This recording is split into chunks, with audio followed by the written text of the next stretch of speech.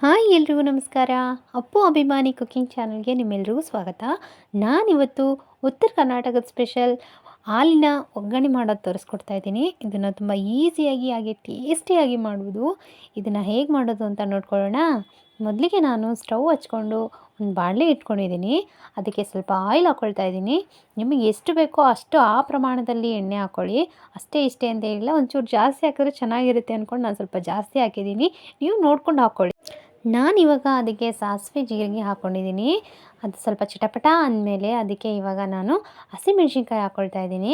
ಹಸಿಮೆಣ್ಸಿನ್ಕಾಯಿ ಸ್ವಲ್ಪ ಎಣ್ಣೆನೇ ಹಾಕ್ಕೊಂಡು ಫ್ರೈ ಮಾಡ್ಕೊಳ್ಳೋದ್ರಿಂದ ಖಾರ ಅಷ್ಟೊಂದು ಅನಿಸೋದಿಲ್ಲ. ಸ್ವಲ್ಪ ಎಣ್ಣೆನೇ ಫ್ರೈ ಮಾಡಿರೋದ್ರಿಂದ ಸ್ವಲ್ಪ ಖಾರ ಕಮ್ಮಿ ಆಗುತ್ತೆ. ಇವಾಗ ನಾನು ಅದಕ್ಕೆ ಈರುಳ್ಳಿ ಹಾಕ್ಕೊಳ್ತಾ ಇದ್ದೀನಿ. ಆಮೇಲೆ ಹಸಿ ಕರಿಬೇವು ಹಾಕ್ಕೊಳ್ತಾ ಇದ್ದೀನಿ.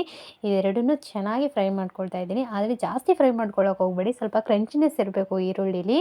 ಇವಾಗ ಫ್ರೈ ಮಾಡ್ಕೊಂಡಿದ್ದಾದಮೇಲೆ ನಾನು ಟೊಮೆಟೊ ಹಣ್ಣು ಹಾಕ್ಕೊಳ್ತಾ ಇದ್ದೀನಿ. 2 ಟೊಮೆಟೊ ತೊಗೊಂಡಿದ್ದೀನಿ ಮೀಡಿಯಮ್ ಸೈಜು.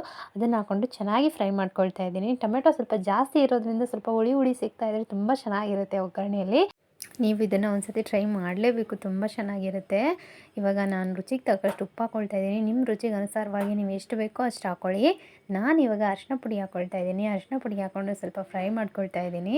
ಫ್ರೈ ಮಾಡ್ಕೊಂಡಿದ್ದಾದಮೇಲೆ ಇವಾಗ ಕೊತ್ತಂಬರಿ ಸೊಪ್ಪು ಹಾಕ್ಕೊಳ್ತಾ ಇದ್ದೀನಿ. ಕೊತ್ತಂಬರಿ ಇವಾಗಲೇ ಹಾಕ್ಕೋಬೇಕು, ಆಮೇಲೂ ಹಾಕ್ಕೋಬೋದು, ಆದರೆ ನಾನು ಇವಾಗ ಹಾಕ್ಕೊಳ್ತಾ ಇದ್ದೀನಿ. ಅದನ್ನು ಹಾಕ್ಕೊಂಡು ಸ್ವಲ್ಪ ಫ್ರೈ ಮಾಡ್ಕೊಳ್ತಾ ಇದ್ದೀನಿ. ಆಮೇಲೆ ಒಗ್ಗರಣೆಯಲ್ಲಿ ಮೇನ್ ಹಾಲಿನ ಒಗ್ಗರಣೆ ಆಗಿರೋದ್ರಿಂದ ನಾನು ಹಾಲು ಹಾಕ್ಕೊಳ್ತಾ ಇದ್ದೀನಿ. ನಾನು ಮಾಡ್ತಿರೋದು 4 ಜನಕ್ಕೆ ಆಗಿರೋದ್ರಿಂದ ನಾನು ಸ್ವಲ್ಪ 1/4 ಲೀಟ್ರ್ ಹಾಲು ಹಾಕ್ಕೊಳ್ತಾ ಇದ್ದೀನಿ. ನಿಮ್ಗೆ ಎಷ್ಟು ಬೇಕೋ, ನೀವು ಎಷ್ಟು ಜನಕ್ಕೆ ಮಾಡ್ತಿದ್ದೀರೋ ಆ ತಕ್ಕನಂಗೆ ಹಾಲು ಹಾಕ್ಕೊಳ್ಳಿ. ಹಾಲು ಹಾಕ್ಕೊಳ್ಳೋದ್ರಿಂದ ತುಂಬ ಚೆನ್ನಾಗಿ ಬರುತ್ತೆ. ಇವಾಗ ಹಾಲು ಕುದಿಬೇಕು ಸ್ವಲ್ಪ. ಅದು ಕುದ್ದಾದಮೇಲೆ ನಾನು ನೆನೆಸಿಟ್ಟಿರೋ ಅಂಥ ಕಡಲೆಪುರಿ ಹಾಕ್ಕೊಳ್ತಾ ಇದ್ದೀನಿ. ಕಡಲೆಪುರಿ ಅಂದರೆ ಮಂಡಾಳ ಅಂತಾರೋ, ಮಂಡಕ್ಕಿ ಎಲ್ಲ ಥರ ಅಂತಾರೆ. ಅದನ್ನು ಹಾಕ್ಕೊಂಡು ಸ್ವಲ್ಪ ಚೆನ್ನಾಗಿ ಮಿಕ್ಸ್ ಮಾಡ್ಕೋಬೇಕು. ಅದು ಒಂದಕ್ಕೊಂದು ಹೊಂದ್ಕೊಳ್ಳೋ ಗಂಟ ಫ್ರೈ ಮಾಡ್ಕೋಬೇಕು. ನಾನು ಫ್ರೈ ಮಾಡ್ಕೊಳ್ತಾ ಇದ್ದೀನಿ.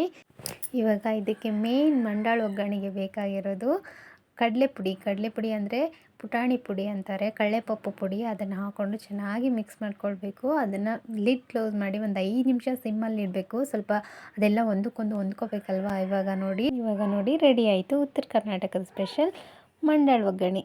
ನೀವು ಇದನ್ನು ಮನೇಲಿ ಒಂದ್ಸತಿ ಟ್ರೈ ಮಾಡಿ ಹೇಗಿತ್ತು ಅಂತ ನನಗೆ ಕಮೆಂಟ್ ಮಾಡಿ ತಿಳಿಸಿ. ಯಾರಾದರೂ ನನ್ನ ಚಾನಲ್ನ ಫಸ್ಟ್ ಟೈಮ್ ನೋಡ್ತಾ ಇದ್ದರೆ ದಯವಿಟ್ಟು ನನ್ನ ಚಾನಲ್ನ ಸಬ್ಸ್ಕ್ರೈಬ್ ಮಾಡಿ. ಎಲ್ರಿಗೂ ನಮಸ್ಕಾರ.